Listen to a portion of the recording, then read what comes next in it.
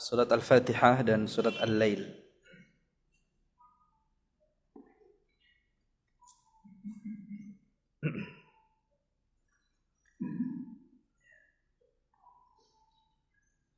A'udzu billahi minasy syaithanir rajim.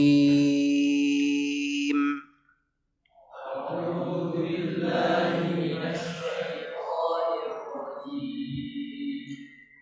Bismillahirrahmanirrahim.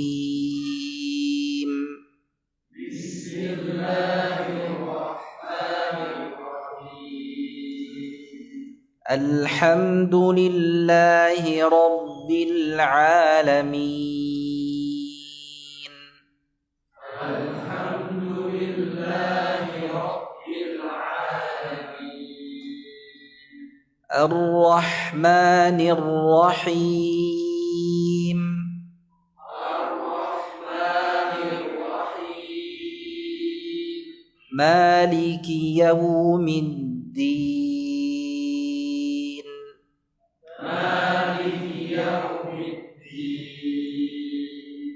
Iyyaka na'budu wa iyyaka nasta'in. Iyyaka na'budu wa iyyaka nasta'in. Ihdinas siratal mustaqim. Ihdinas صراط الذين أنعمت عليهم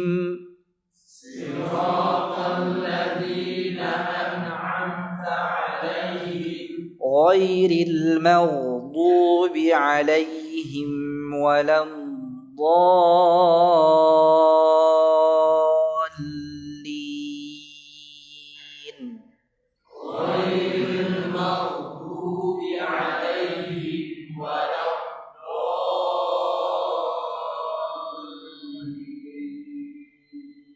صراط الذين أنعمت عليهم غير المغضوب عليهم ولا الضالين.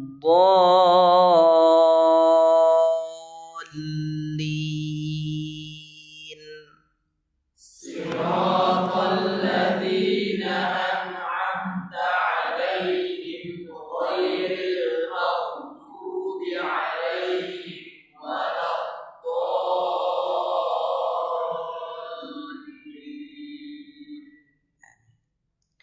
بسم الله الرحمن الرحيم. بسم الله الرحمن الرحيم. والليل إذا يغشى. والليل إذا يغشى. والنهار إذا تجلى.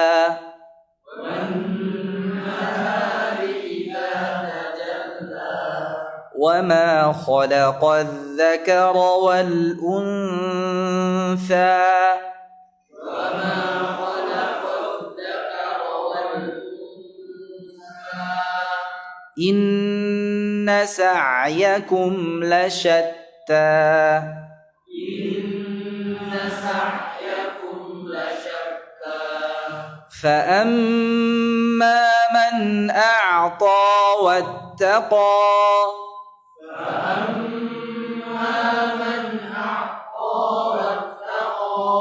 وصدق بالحسنى. فسنيسره لليسرى.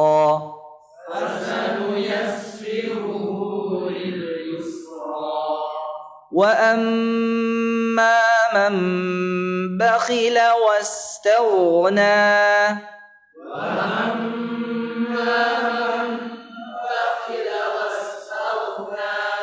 وكذب بالحسنى.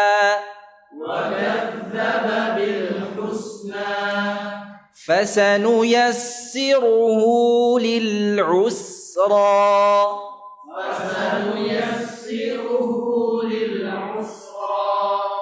وما يغني عنه ماله إذا تردى وما يغني عنه ماله إذا تردى إن علينا للهدى إن علينا للهدى وإن لنا للآخرة والأولى وإن لنا للآخرة والأولى فأنذرتكم نارا تلظى فأنذرتكم نارا تلظى لا يصلاها إلا الأشقى لا يصلاها إلا الأشقى الذي كذب وتولى الذي كذب وتولى وسيجنبها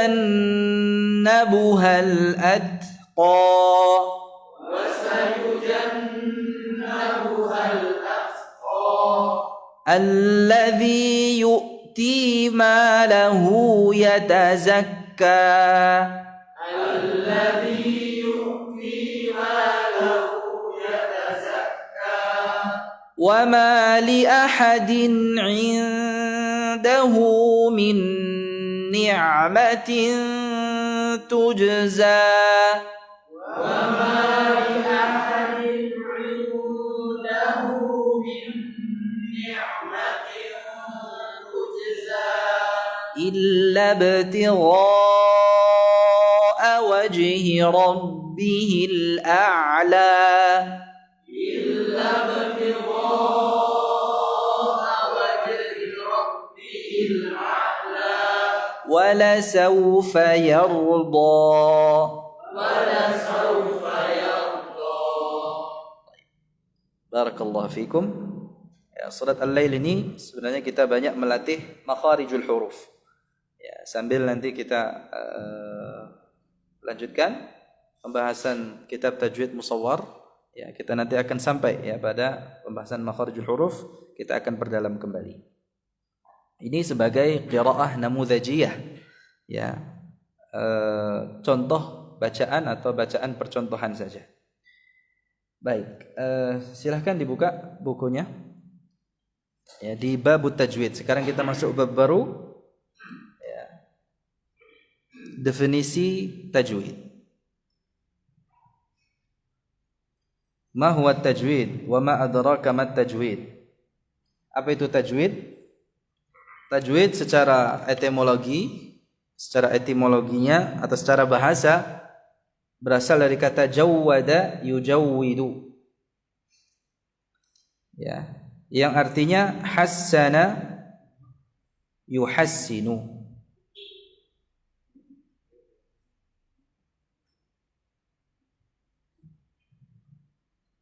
Hassana yuhassinu,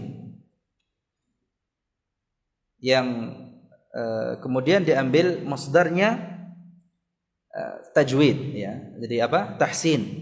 Jadi ada istilah tajwid dan ada istilah tahsin. Secara bahasa keduanya sama. Namun dalam prakteknya ya, istilah tajwid dan istilah tahsin ini digunakan ya pada kesempatan yang berbeda.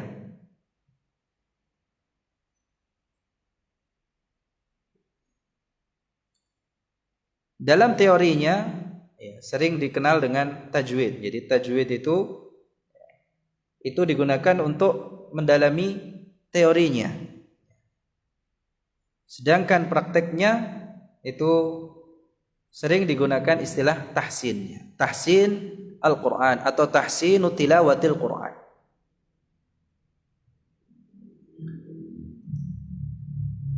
Mungkin ada yang mempermasalahkan tahsinul Quran, memperbagus Al-Quran, memperbaiki Al-Quran. Kan Al-Quran sudah tidak butuh perbaikan. Memang ada yang salah dengan Al-Quran sehingga butuh ditahsin.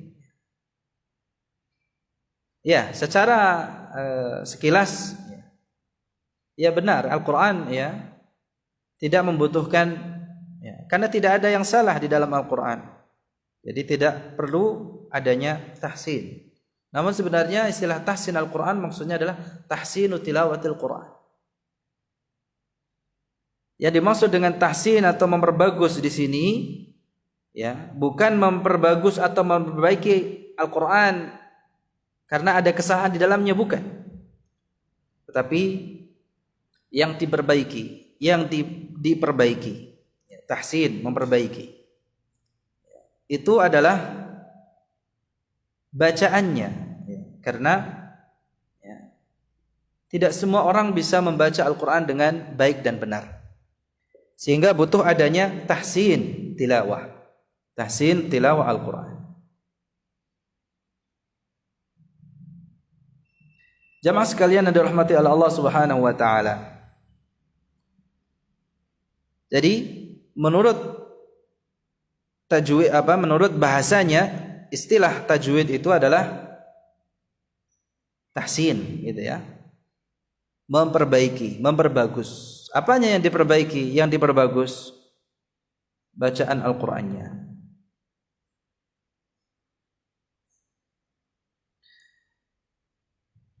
Nah, ilmu tajwid itu sendiri secara istilah ilmun yu'rafu bihi an-nutqus sahih lil hurufil arabiyyah.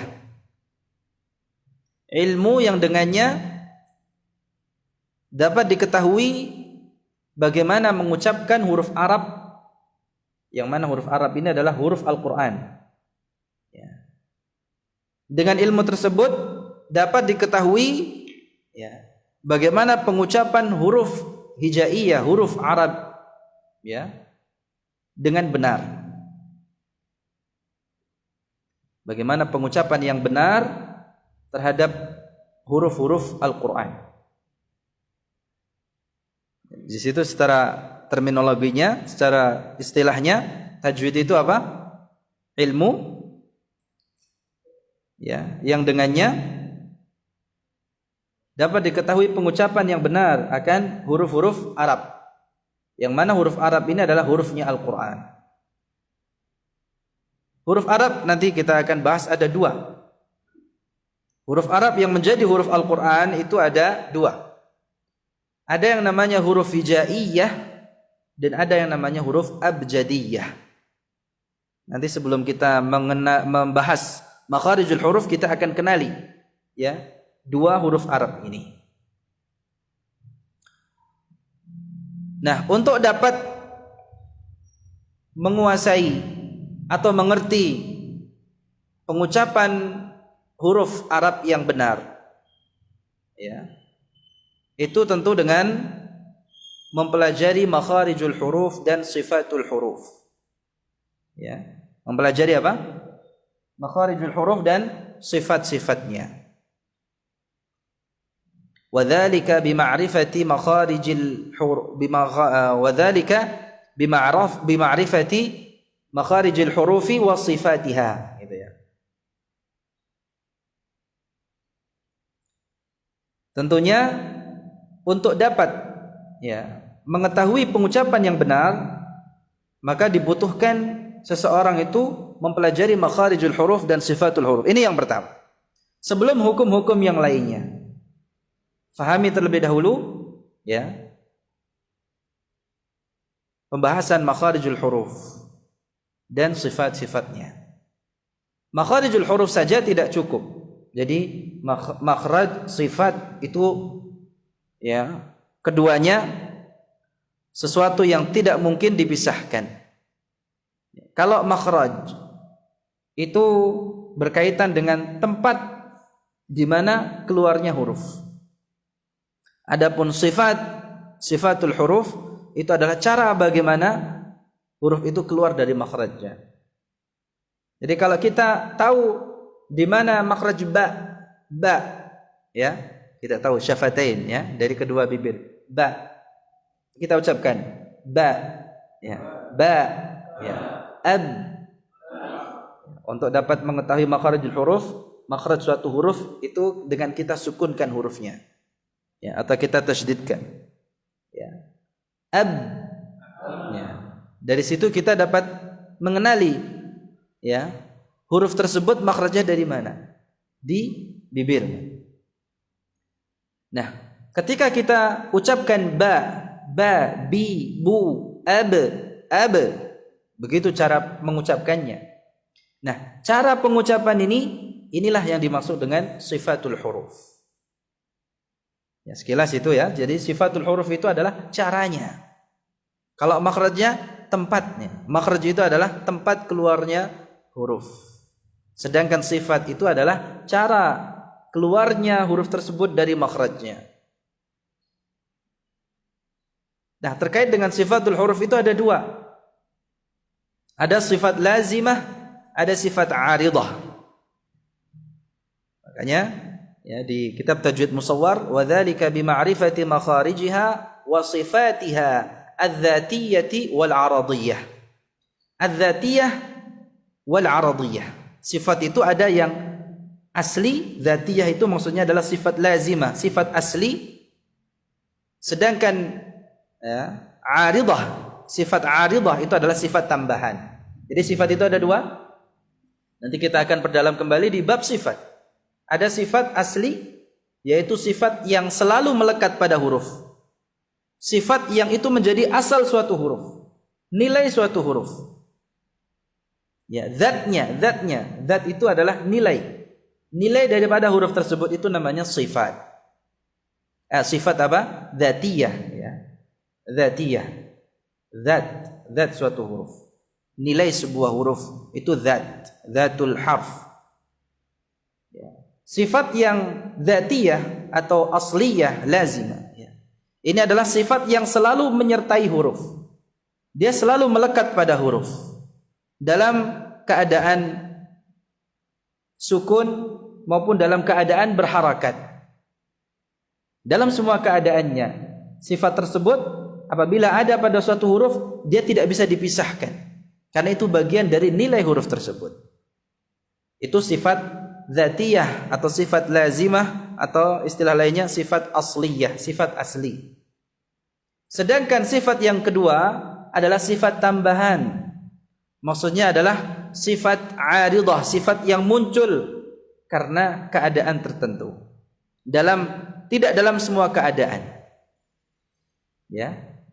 Mungkin dalam keadaan sukun, ya. Makanya huruf apabila dalam keadaan sukun ini bisa menghasilkan atau memunculkan sifat, ya, yang berbeda-beda. Ya. Umpamanya huruf nun sukun.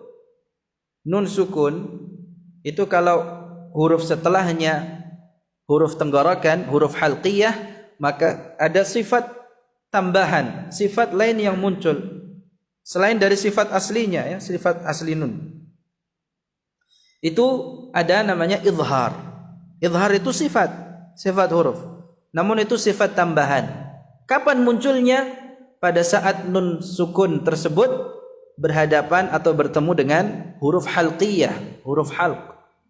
Ya, makanya itu izharnya dinamakan izhar halqi. Ini contoh, ya. Apabila setelah nun sukun itu bukan huruf halqi, maka beda lagi sifatnya. Bukan lagi izhar, bisa idgham, bisa ikhfa. Ya. Nah, izhar, idgham, ikhfa termasuk tafkhim, tarqiq, ya. Kemudian mad, qasr, ya. Itu masuk dalam bagian sifat tambahan. Sifat tambahan yang tidak selalu melekat pada huruf. Jadi sifat itu muncul karena ada sebabnya. Atau bisa dikatakan sifat itu, ya, munculnya karena disebabkan oleh susunan huruf. Jadi ketika huruf itu terangkai, tersusun menjadi sebuah kata, ya, sebuah kata tersusun menjadi sebuah kalimat, maka akan ada hukum-hukum yang muncul. Ada sifat-sifat yang muncul dari huruf. Sifat yang muncul itu, ya, itu dinamakan dengan sifat aridah atau sifat tambahan.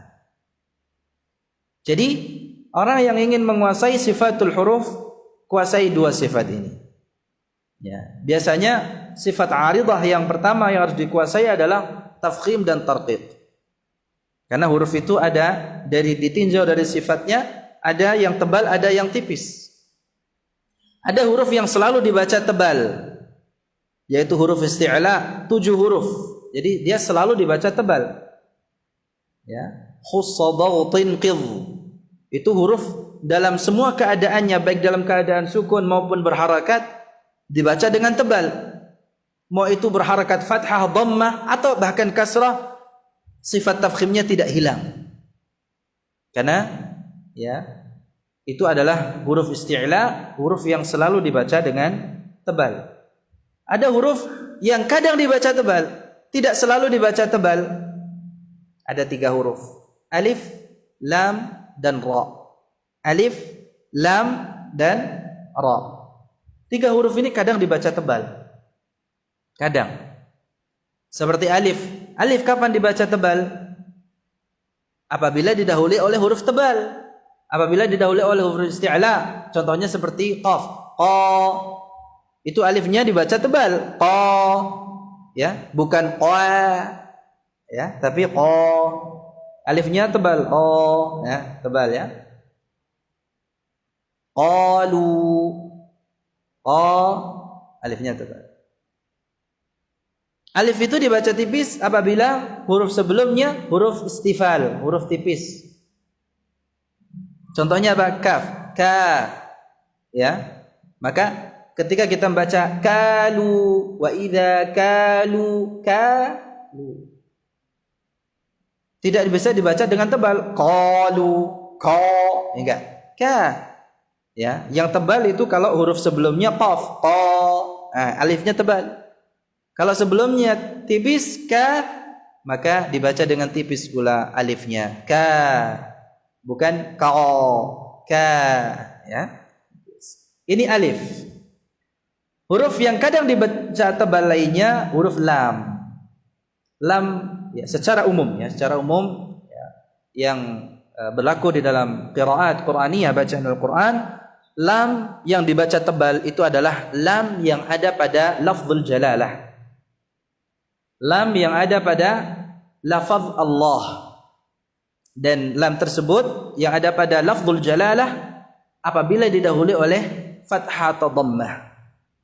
Imam Al-Jazari mengatakan wa fakhimil lama min ismillahi. Tafkhimkanlah lam yang ada pada ismul jalalah atau lafzul jalalah. An fathin aw dhammin ka Abdullahi. Ya. Apabila ya, atau lam tersebut berada setelah fathah atau dhammah. Contohnya seperti kata Abdullah, qala inni Abdullah atani al-kitabu. Abdullah. Atau dhammah atau apa? Rasulullah. Ya. Qala Allah, ya. Lamnya dibaca dengan tebal. Itu kalau kita mengucapkan lafzul jalalah atau ismul jalalah, Ismullahil A'zam, yang kita ucapkan lam atau waw. Lam atau waw. Lam atau lam. Lam, ya, sepakat ya, lam. Namun dalam prakteknya kadang tercampur dengan huruf waw, sehingga orang mengucapkannya begini, Allah. Ya kan? Allah. Ini salah makhraj. Ini bukan hanya sifat, ini makhrajnya sudah salah. Yang benar dari lidah, la. Ya, kalau lam tipis ini begini, la. Ya, tinggal ditebalkan, la. Ya, jadi fokusnya di lidah, bukan di bibir. Namun karena ya mungkin sudah tersebar, ya orang juga mendengarnya sekilas bunyinya wow, Allah gitu ya. Ya Allah. Masya Allah. Insya Allah. Sekilas terdengar seperti bunyi wawu kan? Namun sebenarnya itu adalah lam yang dibaca tebal. Jadi kalau lamnya tipis itu kita hanya menggunakan ujung sisi lidah, ya. La. Namun kalau tebal angkat pangkal lidahnya lo. Coba. Tapi bukan dengan dhammah, dengan mencucu begini, lo, ya. La, fathah, la. Ya. Itu kalau didahului oleh fathah atau dhammah. Kalau didahului kasrah jangan dibaca tebal. Bismillah. Bismillah. A'udzu dzubillah apa dzubillah? Dzubillah. Namun ada yang baca a'udzubillahi minasyaitanir rajim. Loh, kenapa kok ditebalkan lamnya? Bukannya itu tipis. Syaitan, kenapa toknya dibaca tipis? Alasannya karena Allah itu kan maha besar, ya. Jadi lamnya harus besar, tebal gitu ya. Sedangkan syaitan itu apa? Kecil. Masa Allahnya dibaca tipis, syaitannya dibaca tebal gitu. Namun ini ya alasan yang tidak bisa dibenarkan, ya. Ya, tetap ketika kita membaca ta'awudz, dan ta'awudz bukan bagian dari Al-Qur'an sebagaimana yang ya kita pernah sampaikan di awal, ya. Namun berlaku juga ya di dalam mengucapkannya ya hukum-hukum tajwid, ya. Ada yang berpendapat tidak berlaku hukum tajwid, ya. Ada hukum tersendiri di dalam mengucapkan ta'awudz. Tapi karena ya ini terkait dengan bacaan Al-Qur'an dan itu menjadi syiar qiraah, ya. Jadi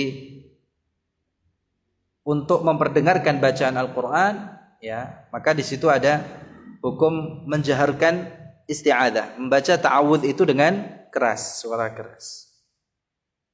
Ini dalam rangka syiar, ya, bahwa ya, setelah orang membaca ta'awudz itu ada ayat Al-Qur'an yang akan dibacakan.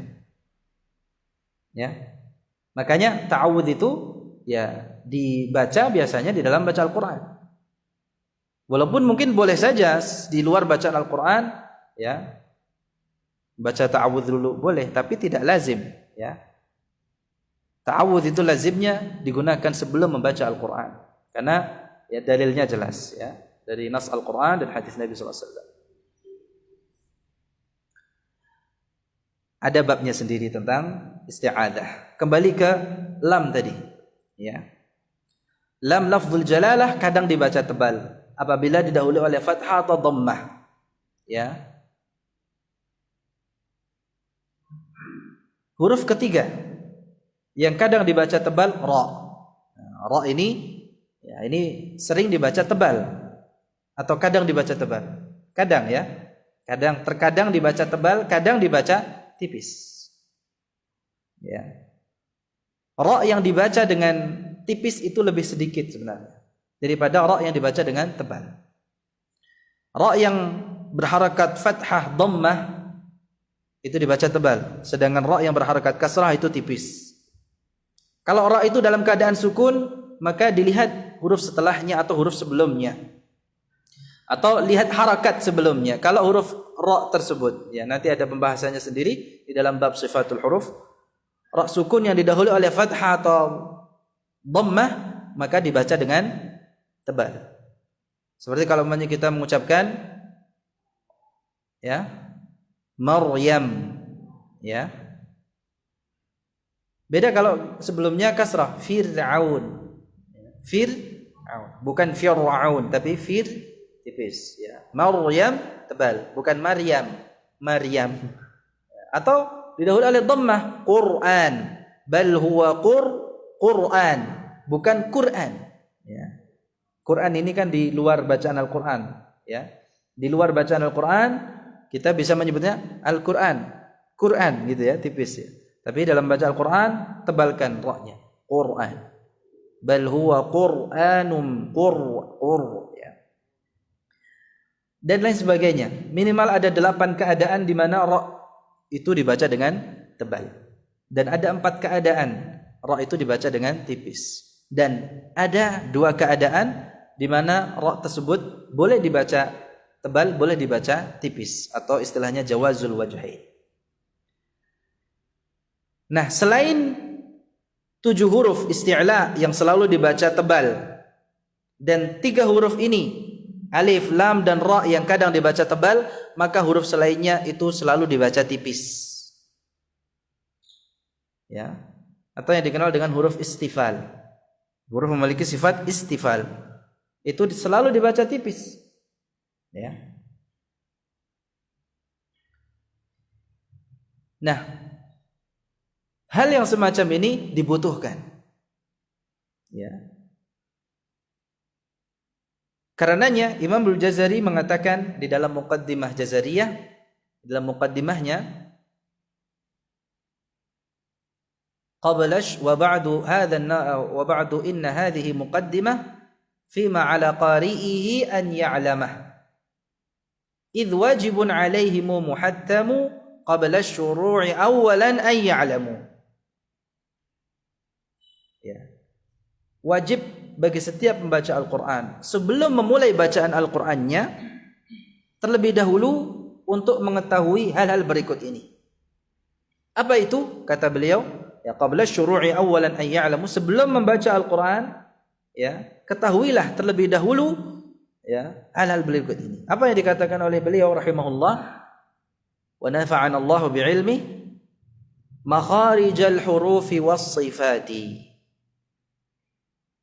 Yang harus diketahui terlebih dahulu, ya, yang harus dipelajari itu adalah makharijal huruf was sifati, dan sifatul huruf.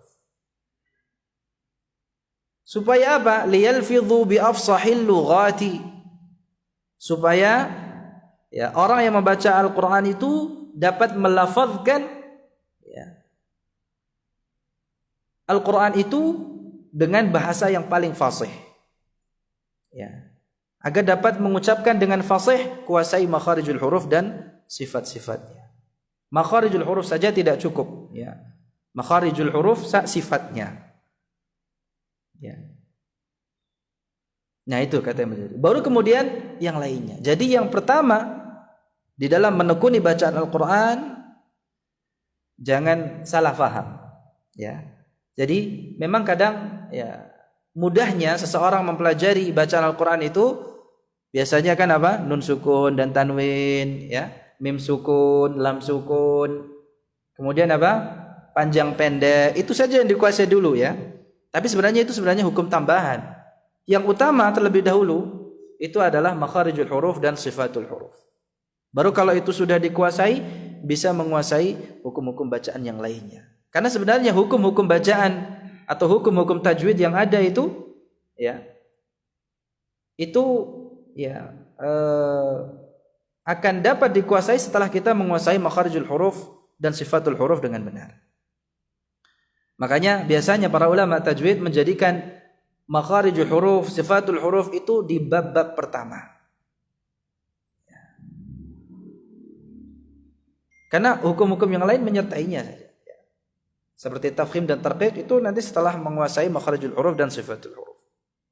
Ya, ada izhar, ya kan? Idgham, ikhfa, iqlab, ya. Mad far'i, ada mad asli, mad far'i, ini mad tabi'i, ini mad wajib, ini mad jaiz, ini mad lazim, dan sebagainya. Ya. Itu masuk di dalam kategori apa? Hukum tambahan. Hukum-hukum tambahan atau hukum-hukum yang muncul disebabkan karena, ya, tarkib atau susunan huruf. Jadi yang pertama yang harus dikuasai adalah makharijul huruf dan sifat-sifatnya. Makanya di situ untuk dapat seseorang itu menguasai pengucapan huruf yang benar, apa yang harus dikuasai pertama kali? Makharijul huruf. Baru kemudian apa? Sifatul huruf. Baru kemudian hukum-hukum lain yang menyertainya. Hukum-hukum lain yang apa? Coba dibaca secara terminologi. Menurut terminologi, tajwid adalah ilmu untuk mengetahui pengucapan huruf-huruf Arab secara benar dan mengetahui makhrajnya, sifat-sifat inti atau asli dan yang bukan inti, tambahan, asli, serta hukum-hukum yang muncul darinya. Baik, itulah tajwid. Ini yang didefinisikan oleh Syekh Aiman Rushdie Suwaid. Jadi ini sebenarnya masih bersifat umum. Kalau di dalam kitab-kitab tajwid, maka kita akan dapati terminologi yang lainnya, ya, yang lebih spesifik, ya, ilmu tajwid itu adalah ilmu yang menerangkan hukum-hukum atau kaidah-kaidah yang wajib dipelihara, ya, di dalam membaca Al-Quran, agar bacaannya sesuai dengan apa yang ditelakikan kepada Rasulullah sallallahu alaihi wasallam. Dan tentunya itu dengan ikhraju kulli harfin. Begitu biasanya didefinisikan secara istilah dalam kitab-kitab tajwid. Tajwid itu adalah ikhraju kulli harfin min makhrajihi ma'a i'ta'ihi haqqahu wa mustahaqqahu. Begitu. Jadi mengucapkan huruf itu dari makhrajnya disertai dengan memberikan hak huruf dan mustahaknya. Hak huruf itu apa? Sifat. Sifat lazimah, sifat yang asli tadi. Sedangkan mustahaknya itu adalah sifat tambahannya, ya, atau hukum-hukum yang menyertainya, yang muncul darinya. Baik. Nah, berikutnya faidah yang bisa kita ambil bersama pada kesempatan kali ini, kalau kita mempelajari tajwid ini, apa buah yang bisa kita petik? Apa pelajaran yang bisa kita dapatkan?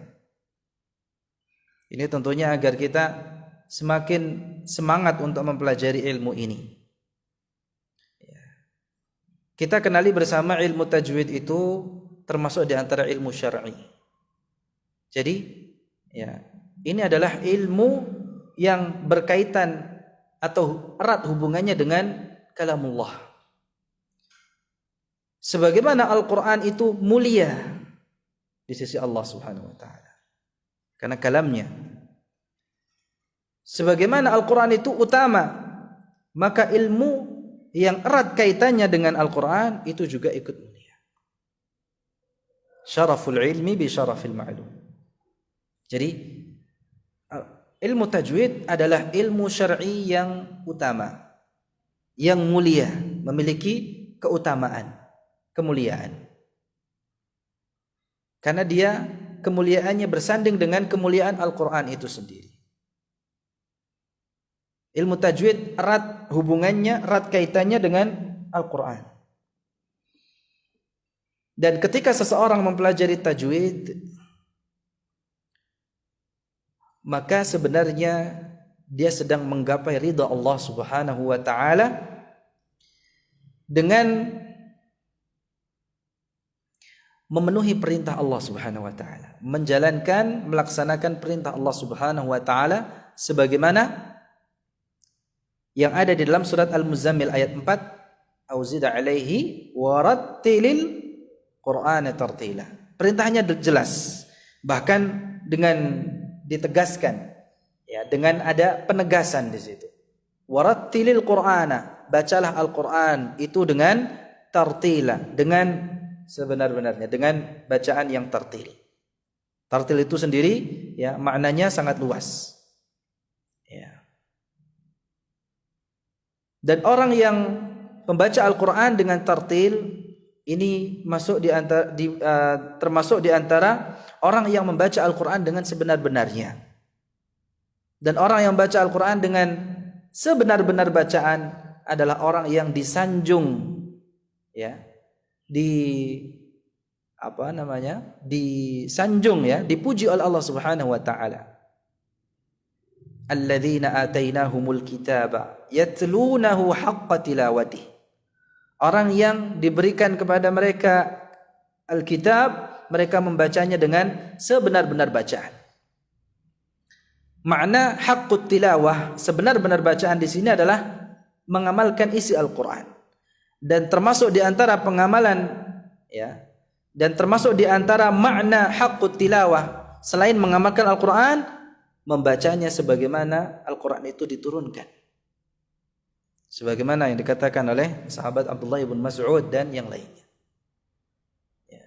Jadi kalau kita membaca Al-Quran dengan sebenar-benarnya, dengan sebagaimana ia diturunkan, ya, maka berarti kita membacanya dengan sebenar-benar bacaan.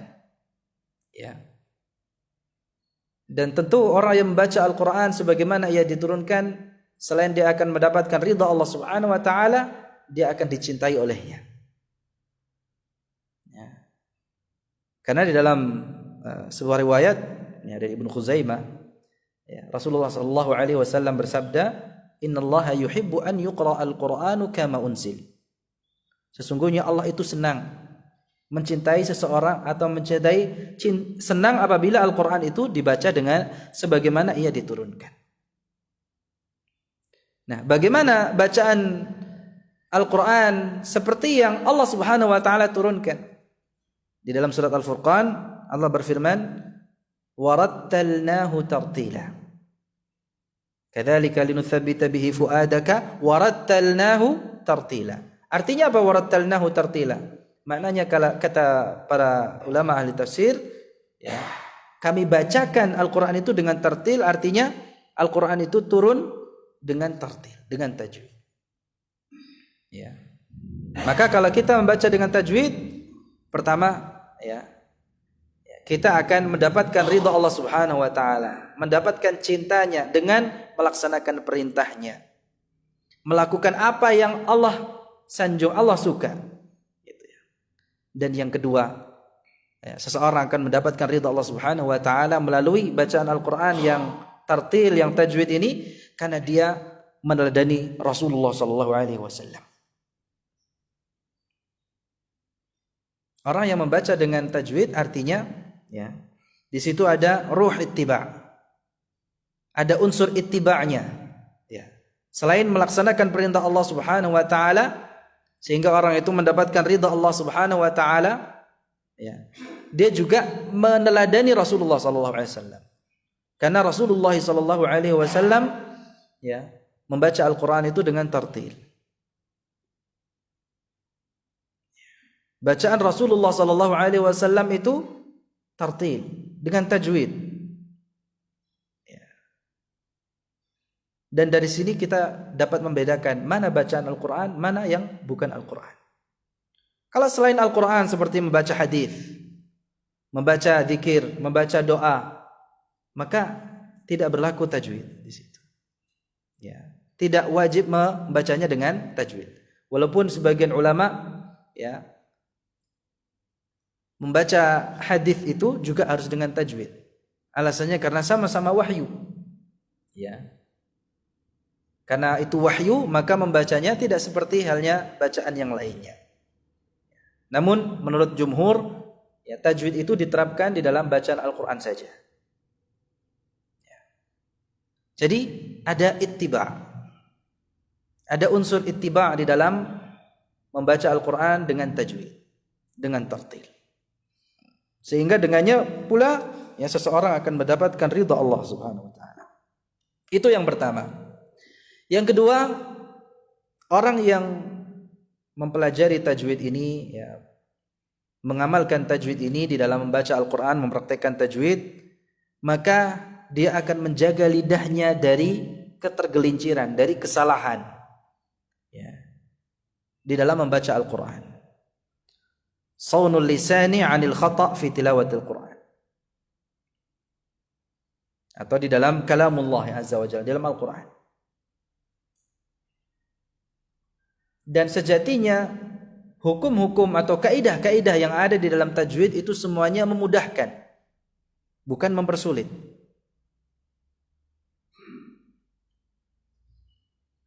Kalau mungkin dulu kita, ya, merasa kayaknya dulu sebelum belajar tajwid, bacaan Al-Qur'an saya tidak ada yang salah.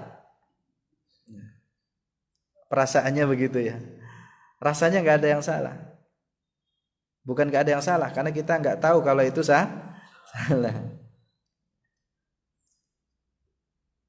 Sekali lagi bahwa kaidah-kaidah, hukum-hukum bacaan yang kita pelajari dari ilmu tajwid itu semuanya dalam rangka memudahkan. Bahkan qiraat atau versi bacaan Al-Qur'an yang bermacam-macam itu semuanya, ya, Allah turunkan untuk mempermudah kaum muslimin di dalam baca Al-Qur'an. Bacaan Al-Qur'an yang bermacam-macam, ya, versinya itu sebenarnya juga dalam rangka, ya, taisir, dalam rangka mempermudah baca Al-Quran itu sendiri. kalaupun kita merasa sebelum mempelajari tajwid ini tidak ada yang salah, ya bacaan Al-Quran kita ini tidak ada yang salah. Itu hanya perasaan saja. Karena sebenarnya ya mungkin bisa jadi salah semua, cuman kita enggak merasanya benar. Contoh kalau umpamanya kita membaca idhar saja, ini contoh kecil. Kita baca an'amta dengan jelas. Coba an'amta. Di situ ada hukum idhar. Kalau an'amta itu nun sukunnya, mim sukunnya kita baca dengan selain idhar, sebenarnya kita mempersulit diri sendiri. Ya. Kalau orang yang tidak belajar tajwid mungkin kan boleh saja dibaca dengan selain idhar. Ya. Gimana selain idhar? Ya. Dibaca mungkin dengan ikhfa. A'ta. Ini namanya mempersulit diri sendiri. Nah, adanya hukum idhar di situ dalam rangka untuk memudahkan. Termasuk idgham. Ya. Kenapa ada idgham? Contohnya mir rabbika. Mir rabbika. Itu kan asalnya min dan rabbika. Kenapa dibaca mir rabbika dengan idgham? Untuk memudahkan. Itu kalau dibaca dengan jelas min rabbika, sulit, berat di lidah ini. Dalam mengucapkannya itu terasa apa? Ada beban. Min rabbika. Dengan dibaca idgham itu lebih mudah. Mir rabbika. Ya. Dari sini pelajarannya ya, bahwa hukum-hukum tajwid yang ada itu semuanya dalam rangka untuk memudahkan kita dalam baca Al-Quran. Kalau kita tidak mempelajarinya, mungkin kita akan kesulitan ya di dalam membaca Al-Quran ini. Demikian ya, mudah-mudahan apa yang kita kaji pada kesempatan malam hari ini bermanfaat ya, dan betul-betul ya memudahkan bacaan Al-Quran kita sehingga kita bisa menikmatinya. وصلى الله وسلم على نبينا محمد وعلى آله وصحبه أجمعين والحمد لله رب العالمين سبحانك اللهم وبحمدك أشهد أن لا إله إلا أنت أستغفرك وأتوب إليك السلام عليكم ورحمة الله وبركاته.